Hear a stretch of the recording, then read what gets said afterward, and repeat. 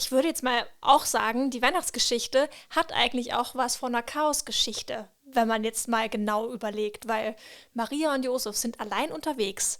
Maria ist hochschwanger, muss in einer ungewohnten Umgebung entbinden, ohne irgendwie Hilfe. Also zumindest wissen wir ja nichts davon, weil wir nichts davon lesen. Es könnte ja vielleicht auch sein, dass sie Hilfe gehabt haben.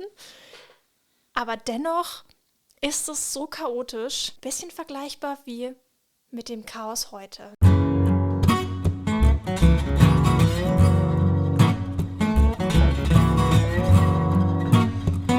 Intermezzo, der Talk zwischen Rhein und Reben.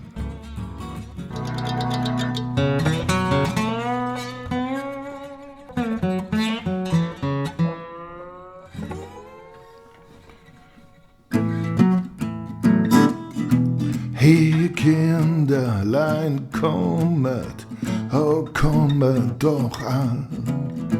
Zur Krippe herkommet dem Bethlehemstall und seht, was in dieser hochheiligen Nacht der Vater im Himmel für Freude uns macht.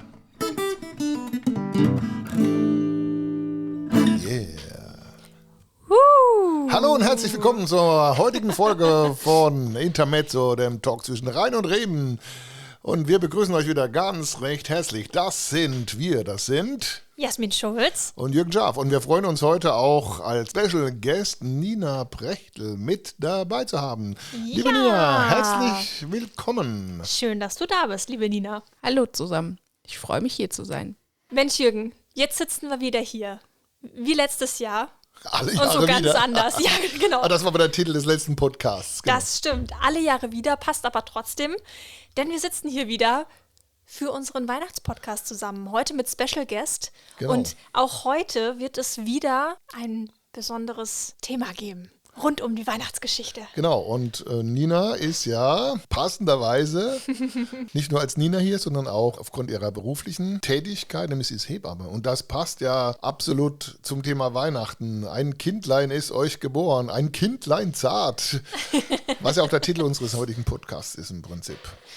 Jetzt ist der Beruf der Hebamme ja in der Weihnachtsgeschichte nicht unbedingt erwähnt, aber dennoch ist ja dieser Beruf, oder sagen wir es anders, vielleicht wäre Maria ja auch froh gewesen, um diesen Beruf, um eine Begleiterin, eine Gefährtin zu haben auf diesem Weg. Nina, deswegen an dich die Frage, was machst du eigentlich so als Hebamme? Tatsächlich hat mein Berufsfeld einen recht breiten Ansatz, weil es ganz viel um Gesunderhaltung geht und um Prophylaxen und Vorsorge und umfasst die Betreuung in der Schwangerschaft mit allen Fragen, die sich so ergeben, nicht nur was die Gesundheit und das Medizinische angeht, sondern auch das ganze Umfeld mit, was beantrage ich wo kann ich Unterstützungsangebote kriegen, was brauche ich als Erstausstattung und ja, ganz viele Themen da drumherum. Die Betreuung bei der Geburt ist tatsächlich ja eigentlich nur ein sehr kurzer, aber sehr einschneidender Part und dann noch die Betreuung im Wochenbett. Viele Kolleginnen bieten, das mache ich jetzt nicht, aber gibt es natürlich trotzdem auch und das ist wichtig, Vorbereitungskurse für die Geburt an und Rückbildungskurse danach, um wieder fit zu werden, den Beckenboden wieder zu stärken. Und dann geht tatsächlich die Betreuung eigentlich durch das ganze erste Lebensjahr hindurch, weil auch Beikost und Stillen natürlich ein Thema ist, was nicht nach 8 Wochen beendet ist. Ist ja schon recht vielfältig. Ist ja nicht einfach nur mal ein Kind auf die Welt gebracht, da gibt's ja noch ganz viel außenrum, wie wir ja jetzt schon gehört haben. Ne? Da ist ja Nachsorge angesagt und Vorsorge. Und ja auch nicht nur auf die Mutter, sondern auch auf, also es sind ja auch viele Perspektiven, die man damit in den Blick nimmt. Man hat natürlich das Hauptaugenmerk auf die Mutter, dann nochmal aufs Kind, aber ja trotzdem auch auf diese kleine Familie, die sich da versammelt. Das ist schon wirklich, wirklich spannend. Ja, und wenn ich daran denke, dass das Kind dann an Weihnachten zur Welt kommt, oder wenn überhaupt ein Kind Richtung Weihnachten zur Welt kommt, wie ist es denn? Wie macht ihr das im Krankenhaus, wenn es wirklich Geburtstermin 24. oder 25.12. ist, ne? Für uns macht das keinen Unterschied, ob das Baby morgens um 3 geboren werden möchte, nachmittags um 4 oder an einem Feiertag, Weihnachten, Pfingsten, Neujahr sind lauter Feiertage, die tatsächlich ganz egal sind. Und wir sind in unserer Besetzung auch immer in der gleichen Besetzung vor Ort, egal ob es morgens, mittags, abends ist oder eben ein Feiertag oder ein Wochenende ist. Das ist ein Job, der 24/7 jederzeit verfügbar sein muss. Ja, und es ist ja so, dass auch die Männer dann auch gleich ein Problem haben während der Schwangerschaft. Ne? Also Weihnachten ist ja die Zeit der Plätzchen, da isst man schon viel zu viel. Und ich habe ja mal gehört, dass Männer auch quasi mit schwanger sind. Das heißt, wenn die Frau zunimmt, nimmt der Mann dann im Laufe der Zeit auch mit zu. Ich glaube, ich kann das nur bestätigen. Ist das so, Nina? Ja, tatsächlich ist es so, dass statistisch gesehen die Männer auch in der Schwangerschaft ein bisschen zunehmen. Weil wir gerade dabei sind, Nina, musst du eigentlich dieses Jahr an Weihnachten arbeiten oder hast du frei? Ich muss tatsächlich das erste Mal seit 6 Jahren nicht arbeiten an Weihnachten.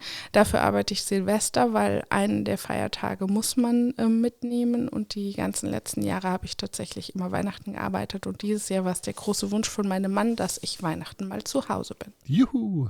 Also Nina, mich würde es jetzt mal brennend interessieren. Was wäre, wenn die Weihnachtsgeschichte 2000 Jahre später stattfinden würde? Also genau heute. Ich glaube tatsächlich, die Weihnachtsgeschichte könnte ein mini bisschen abgewandelt trotzdem so stattfinden. Es kommen ja nicht alle Kinder im Krankenhaus auf die Welt. Kinder können ja auch zu Hause geboren werden, wobei man da wahrscheinlich nicht den Stall als Geburtsort wählen würde, sondern ein bisschen saubereres Setting wählen würde. Man bräuchte eine Hebamme, weil tatsächlich in Deutschland ja Hinzuziehungspflicht einer Hebamme zur Geburt besteht. Es gibt zwar im Moment auch den Trend Alleingeburt, aber da ist immer die Frage, wie viel Verantwortung möchte man als Eltern übernehmen für etwaige Notfälle, die sich unter Geburt ergeben können, wo man einfach eine Betreuung braucht. Und in dem Fall, das gehen wir mal davon aus, Jesus dann zu Hause geboren werden würde, würde die Hebamme mit Wehenbeginn kommen und hoffentlich müssen die Eltern dabei vor nicht von Haus zu Haus ziehen.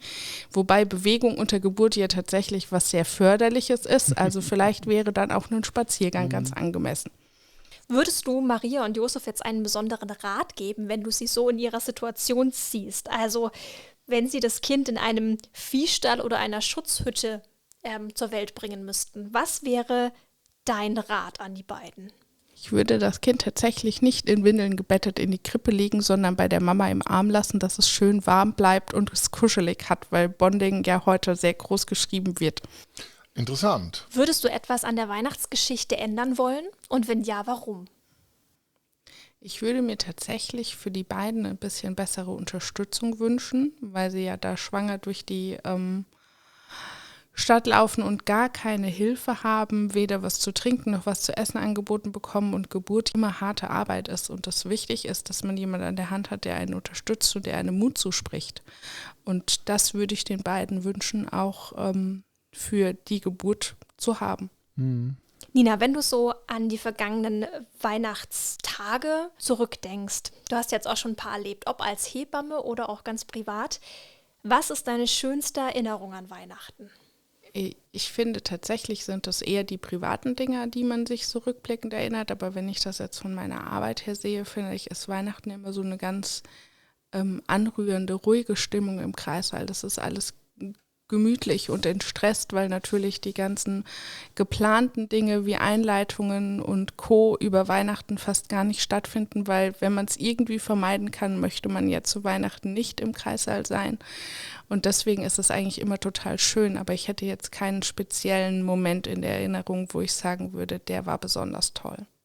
Ich glaube, in dieser Zeit hat sich für die Hebammen auch ziemlich viel verändert, also auch beruflich, was jetzt Krankenkasse und Versicherung und so weiter.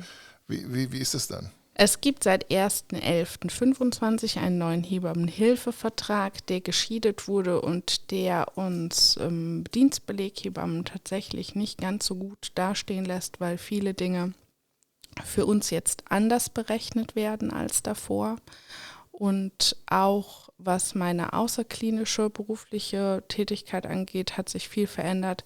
Ein Beispiel ist, dass Beratungen per E-Mail oder per SMS nicht mehr vergütet werden. Ich muss mindestens 5 Minuten telefonieren, um die Beratung entlohnt zu bekommen. was es wirklich schwierig macht, weil manche Fragen kann man auch einfach sehr kurz beantworten und dann bekomme ich das einfach gar nicht mehr vergütet. Und das Zweite ist, dass ich mir auch jedes Telefonat unterschreiben lassen muss. Das heißt, eine Beikostfrage, wenn das Kind 6 Monate alt ist, heißt für mich, entweder schicke ich der Frau das per Post, was mich 95 Cent Porto hin und 95 Cent Porto zurück plus die Zeit kostet.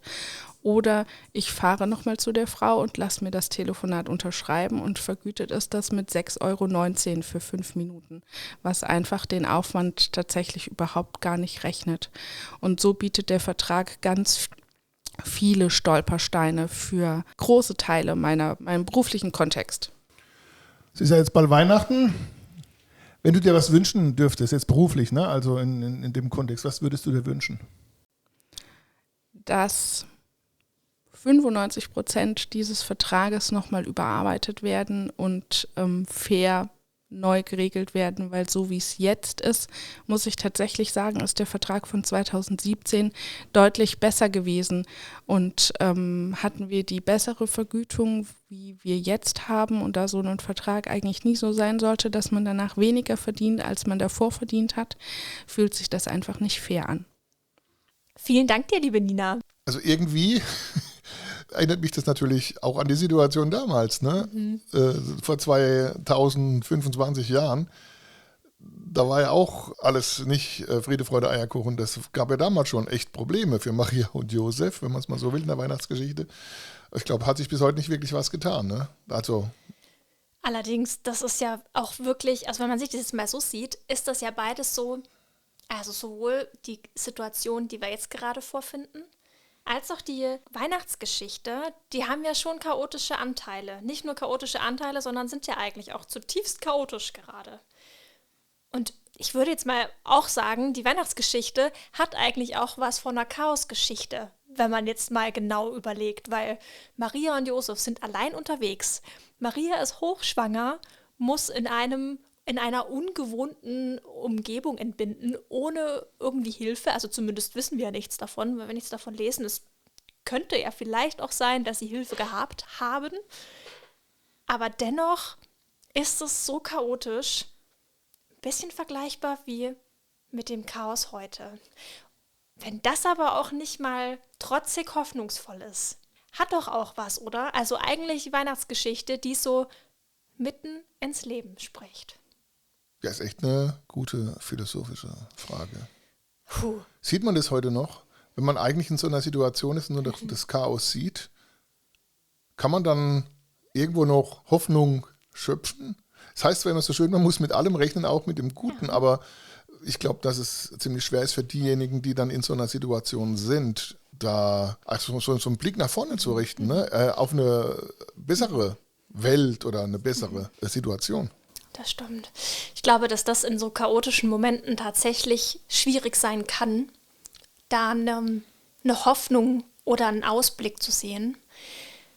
Ich finde aber auch, dass sich da der Glaube auch, nicht bewähren kann, nicht nur bewähren kann, sondern auch zeigen kann. In der Hoffnung, die man vielleicht noch nicht sieht oder greifbar hat, sind da vielleicht trotzdem, vielleicht auch leider erst in der Rückschau, Momente, wo man merken darf, dass man gehalten wurde. Und ich glaube auch, oder zumindest lese ich die Weihnachtsgeschichte auch so, dass das Maria und Josef getan haben. An der Hoffnung, an dem Versprechen, was Gott ihnen gegeben hat, festzuhalten und zu sagen, wir wissen nicht genau, was auf uns zukommt. Wir haben vielleicht auch Angst davor, fürchten uns und es scheint irgendwie alles viel zu groß zu sein. Aber, dieses kleine Wort aber, wir vertrauen irgendwie darauf, auch wenn es nur 1% oder 0,5% ist, dass Gott da irgendwie dabei sein wird. Und was auch immer draus macht. Ja, da hatten sie echt Gottvertrauen, kann man sagen, ne? Auf einmal trat ein Engel des Herrn zu ihnen, und die Herrlichkeit des Herrn umstrahlte sie. Die Hirten erschraken und große Furcht erfasste sie. Der Engel sagte zu ihnen: Fürchtet euch nicht, hört doch, ich bringe euch eine gute Nachricht, die dem ganzen Volk große Freude bereiten wird. Denn heute ist in der Stadt Davids für euch der Retter geboren worden. Er ist Christus, der Herr. Und dies ist das Zeichen, an dem ihr das alles erkennt. Ihr werdet ein neugeborenes Kind finden. Es ist in Windeln gewickelt und liegt in einer Futterkrippe. Plötzlich war der Engel umgeben vom ganzen himmlischen Heer der Engel. Sie lobten Gott und riefen: Gottes Herrlichkeit erfüllt die Himmelshöhe. Sein Friede kommt auf die Erde zu den Menschen, denen er sich in Liebe zuwendet. Feliz Navidad, frohe Geburt, würde der Spanier sagen. Glaube ich zumindest, dass es so richtig übersetzt heißt, ja. Aber genau, das passt natürlich dazu. Genau. Das Und passt siehe, ich wunderbar. verkündige euch große Freude, denn euch ist heute der Heiland geboren. Ja, ist ein Hoffnungszeichen, auch das neue Jahr, das bald kommt. Allerdings. Und auch für die Kinder, die bis dahin noch geboren werden. Genau. Aber ich glaube, mit diesem Lied könnten wir eigentlich den heutigen Podcast beenden. Das heißt, jeder zu Hause kann gerne beim Text mitsingen. Feliz Navidad, prospero año de felicidad. Y felicidad. Genau. Und bevor wir singen, sagen wir noch Tschüss. Das waren Jasmin Schulz. Jürgen Schaaf und Nina Prechtel. wir wünschen euch ein gesegnetes Weihnachtsfest mit vielen schönen Momenten und einen richtig guten Start ins neue Jahr. Mit vielen Hoffnungsmomenten. Jetzt schon mal. Tschüss. Feliz Navidad. Feliz Navidad. Feliz Navidad. Prospero año y felicidad. Feliz Navidad. Feliz Navidad. Feliz Navidad. Prospero año y felicidad. I wanna wish you a Merry Christmas. I wanna wish you a Merry Christmas. I wanna wish you a Merry Christmas from the bottom of my heart.